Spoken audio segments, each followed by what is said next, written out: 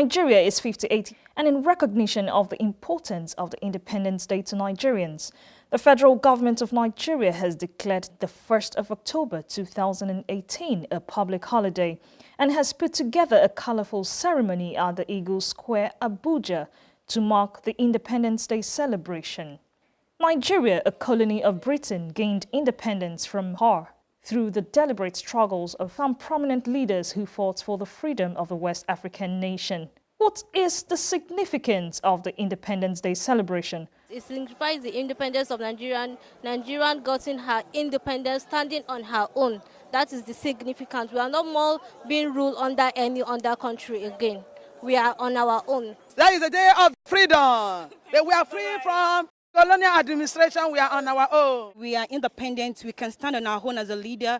We have the ability right now to impact others. According to the fifth line of the national anthem, the labor of our heroes past shall not be in vain.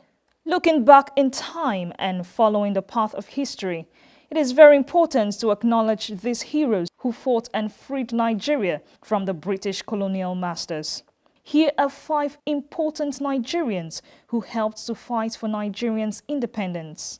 Herbert Macaulay, born in November 14, 1864. He was the grandson of Bishop Ajayi Crowther and trained as an engineer. Olayinka Herbert Samuel Hilas Badmus Macaulay is considered the founder of Nigerian nationalism, as the movement was under his influence in the 1920s. Macaulay's political activities were limited to Lagos affairs until the very end of his life, and he was on a nationwide campaign in 1946 when he took ill and died on May 7, 1946 in Kano State. Nnamdi Azikiwe. Dr. Nnamdi Azikiwe was born in the month of November 16, 1904 in Niger State. Benjamin Nnamdi Azikiwe was at the forefront in the fight for Nigeria's independence and was fondly referred to as Zik, and became the first president of Nigeria after the country got her independence from the United Kingdom. He worked as an editor for the African Morning Post, a daily newspaper in Ghana. He died on May 11, 1996 in Enugu following a protracted illness. Chief Obafemi Awolowo. He was born in the month of March 6, 1909 in Ogun State. He was also one of the pioneer leaders that fought for Nigeria's independence. He introduced free education in the Western region in 1955. After completing his education abroad, he returned to Nigeria in 1946 and took up practice as a barrister. He died on May 9, 1987 and was buried on June 6, 1987. Sir Ahmadu Bello. Born on June 12, 1910, he was the first president of the Northern People's Party (NPP) in 1951, and he was also the former premier of Northern Region. His party, NPC, won a plurality of the parliamentary seats. His party later formed All Alliance with Dr. Nnamdi Azikiwe's NCC to form Nigeria's first indigenous federal government, which led to the independence from the British colonial masters. He was assassinated in a coup on January 15, 1966, while still serving as a premier of northern Nigeria. Chief Anthony Enahoro. He was born on July 22, 1923. And was one of Nigeria's foremost anti-colonial and pro-democracy activists. Chief Enahoro joined the struggle for Nigeria's independence in early 1940s.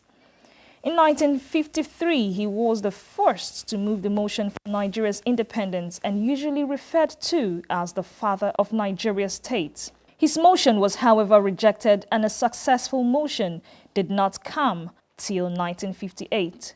The motion was made by Chief Femi Fani Kayode. He died on December 15, 2010.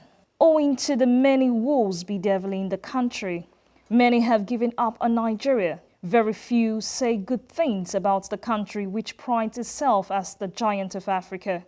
Nigerians have continuously held their leaders accountable for their shortcomings and completely exonerated themselves. However, can the citizenry completely be excused from so many problems confronting the nation? Nigeria, like every other country of the world, wants to experience peace and unity. These our leaders from past to present have deliberately done through policies and programs of government. The country, which is the largest community of black people everywhere in the world, wants her monies properly managed. She wants to see her youths employed, her children going to school. She wants poverty eradicated, and so on. It is expected and our prayer that we will get to the point where she would be beautified with all this, and all the issues hampering the even growth and development of the country is addressed. That's all we have for you on Independence Nigeria. Do have a lovely independence celebration.